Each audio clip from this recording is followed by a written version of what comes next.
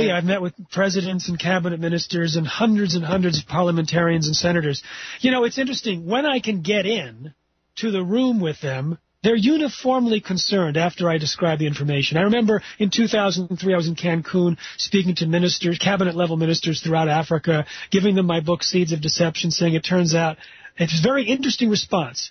I gave them the book Seeds of Deception, and I said, this shows that it turns out that it was industry manipulation and political collusion that actually got dangerous GM foods on the market. And uniformly, every one of them shook their heads and said, makes sense. They all expected that kind of behavior out of the United States. And when I go, like I was invited to Australia to speak to the different state governments that were considering lifting a moratorium, those that were truly independent, I got a chance to testify and speak to the ministers. Those that had made their mind up already did not meet with me. And so this is one of the efforts that Monsanto has put forth, that if they can convince their people to be on their side, they figure out a way to insulate them from the truth and convince them not to host meetings with me or scientists or others that can prove to them that their assumptions are false. But how successful are they actually being on that level? For example, you mentioned you went to Australia. You said some met with me, and they were very much interested and concerned,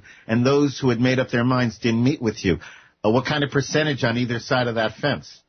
You know, it varies around the world. I've been to 32 countries, and it's hard to say. I mean, like in Brazil, there was a huge front against GMOs for a while, and then when GMOs were sort of let on the market, a lot of that activity in the legislation got quiet. But there was a governor that was totally against GMOs, and he recently had me speak to 300 of his staff, had me on his state television. He's adamant against GMOs, and when I described the health dangers, he told his staff, this is a vindication of our position. And so it really depends. And the thing is, it's not stable. Like one time the government of Poland flew me out there to give a press conference with the environment minister, and he was against GMOs, and I presented the evidence. And then a week later, his party was voted out of office. And so what I say is this. Rather than a political solution, which is not stable, let's take a lesson from Europe, where the education of consumers forced the food companies to commit to stop using GM ingredients. So now we are looking to get 5% of U.S. shoppers to avoid GM ingredients using our non-GMO shopping guide, and we think that would be sufficient to create the tipping point of consumer rejection in the U.S. We've already gotten rid of bovine growth hormone out of most of the dairies in the U.S., and we're now focusing on GMOs, and we think we can do it soon. Yeah, and I do. I think the consumer revolts are the way to go, because this is all about profits. If they're not going to make profits, they're not going to do it. It's as simple and basic as that. But let me stay political for one more moment. How have Obama and the outgoing Congress treated this issue, and what can we expect from the incoming Congress concerning GMO? Incoming is anyone's guess. Outgoing, well, the Congress didn't really touch it at all. But I can tell you that Obama has been terrible on this issue. We were hoping that he would fulfill his campaign promise to require labeling of GMOs. We know 95% of Americans want labeling. We know that most Americans would avoid eating GMOs if they were labeled, and that's why the administration, which is pro-GMO, refuses to label it back from the first Bush administration.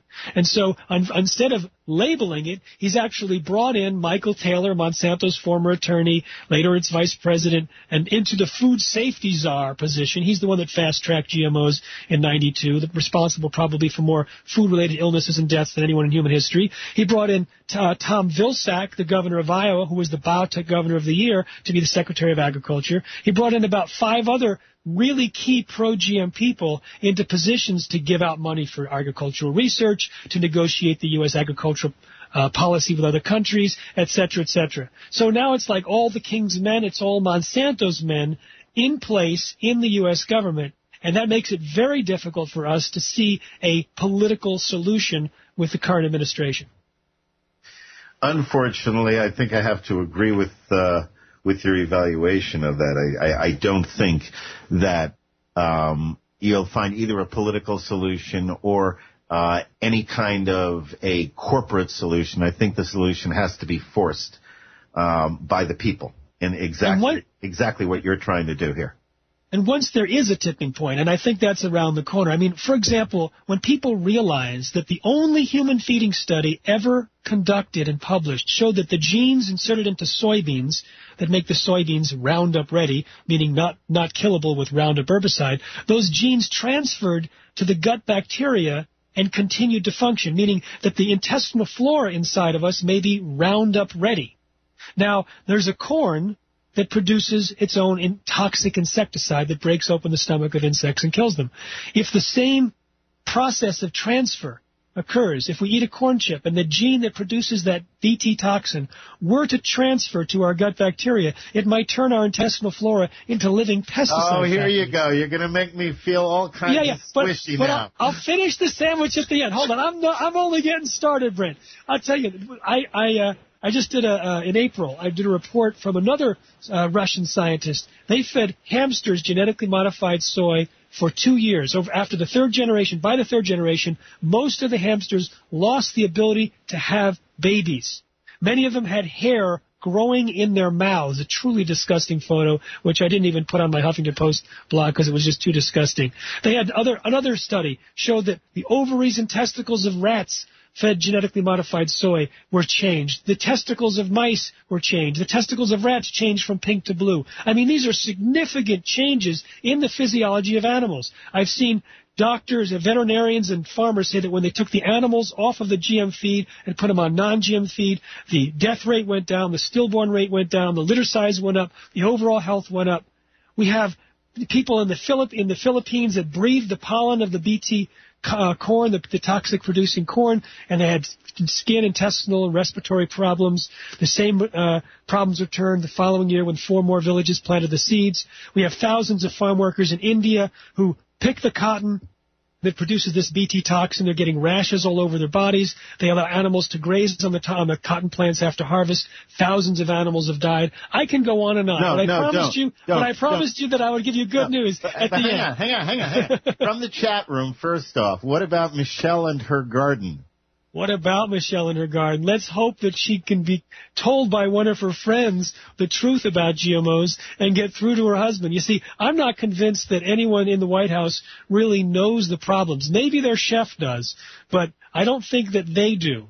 And see, the thing is, there has been such a fantastic marketing and PR campaign. It was typified by a statement made by Dan Glickman, who was the Secretary of Agriculture under Clinton. He said, what I saw generically from the pro-biotech side was the attitude that the technology was good and that it was immoral to say that it wasn't good because it was going to solve the problems of the human race and feed the hungry and clothe the naked, and if you're against it, you're Luddites, you're stupid. He said you felt like you were an alien or disloyal by trying to present an open-minded view. That's the idea. Recently, I think yesterday, I did a story out of West Australia where an organic farmer discovered GMO seeds. They're not only are they banned from that province, okay, but this was an organic farm. They were essentially covertly snuck in. How can we even know that it's not happening? If it's happening in West Australia, let's say it's not happening all over the place. Yeah, I mean, the tobacco companies genetically engineered tobacco to produce more addictive nicotine, smuggled it into Brazil, grew it, smuggled it in the U.S., and used it years ago to get people more addicted to nicotine. Yes, the technology can be used covertly. That's how they smuggled it into Paraguay and to Brazil. They brought the seeds in illegally, and then the governments just gave up and said, well, the farmers are planting it anyway. Is there anything that can be done? Like, for example, you have this non-GMO shopping guide, and I want you to tell us about that, as well as the Responsible Technology website. Even if you come up with, okay, non-GMO shopping, you get these foods and they will not be GMO. But is there any way that we can actually detect if GMO has in some way been, I don't know, covertly snuck inside our non-GMO food?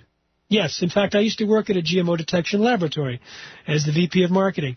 The non-GMO shopping guide, which is at non-GMOshoppingguide.com, has products which have been enrolled in a third-party verification system, which requires that if they use things like the 8 GM food crops, soy, corn, cotton, canola, sugar beets, Hawaiian papaya, and a little zucchini and crookneck squash, and that's listed on the shopping guide.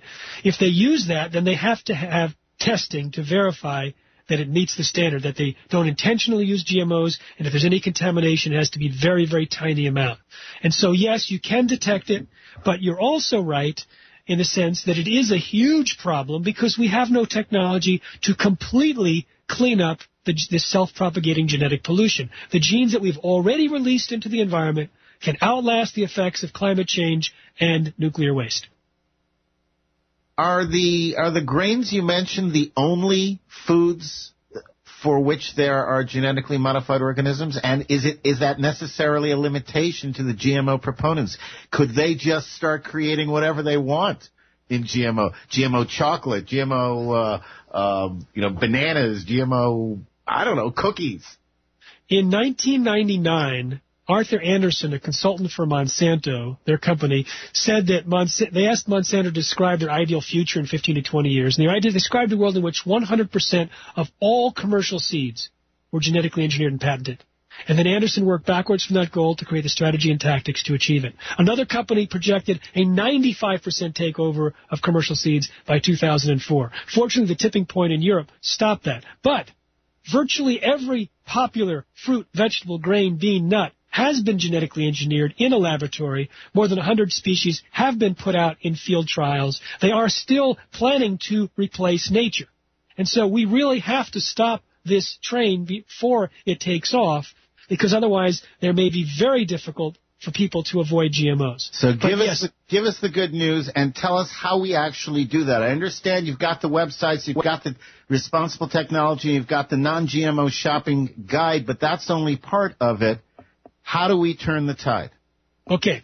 At responsibletechnology.org, we have a sign-in page that we put up last week that tells people that we are creating local and national groups, outreach groups to doctors, to patients, to healthcare practitioners, to health-conscious shoppers, to parents, to religious and spiritual groups, etc. People can indicate what they're interested in, and we will put them together locally or nationally. We'll provide them with the tools, the strategies, the other people that can work with them, and we can deploy a non-GMO movement in the United States. And we have prepared right brain books, left brain books, videos, etc., so that we can appeal to a variety of people. And we already have millions of people now avoiding GMOs, millions. And so we invite everyone to first protect themselves at non-GMOshoppingguide.com, and then to help protect and get the word out for others at responsibletechnology.org.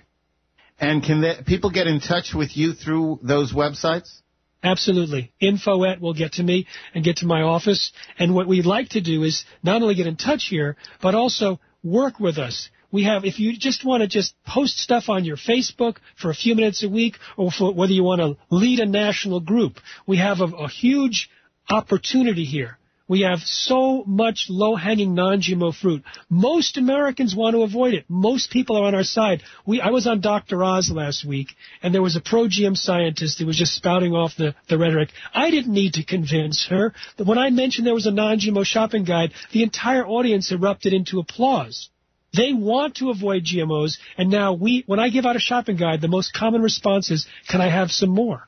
So just by giving people what they want, by making people happy and healthier, we can eliminate GMOs. We got rid of the bovine growth hormone out of Walmart, Starbucks, Yoplait, Dannon. That's on a roll. Monsanto sold it off to Eli Lilly, realizing that genetically modified drug, that its days were limited. And that was because of consumer concern about that genetically modified drug, which is linked to cancer. So we are doing our job, and we really have to just invite everyone to participate so we can do it quickly in 2011. And we will help by putting links to both websites up on the Global Freedom Report website. Those websites, again, www.responsibletechnology, all one word, .org, and www.non-GMOshoppingguide, all one word, .com. Jeffrey M. Smith, thank you so much for spending this time with us here. It has been educational, at times depressing, but certainly hopeful. for the future. I told you we'd end the sandwich on the good note. Each sandwich, that's that bad stuff in the middle. Thank you so much. Thank you. I really do appreciate it a lot, and we'll be in touch. And please keep up the work, because you're right. I, for one, don't want GMOs in the country at all, in the world at all.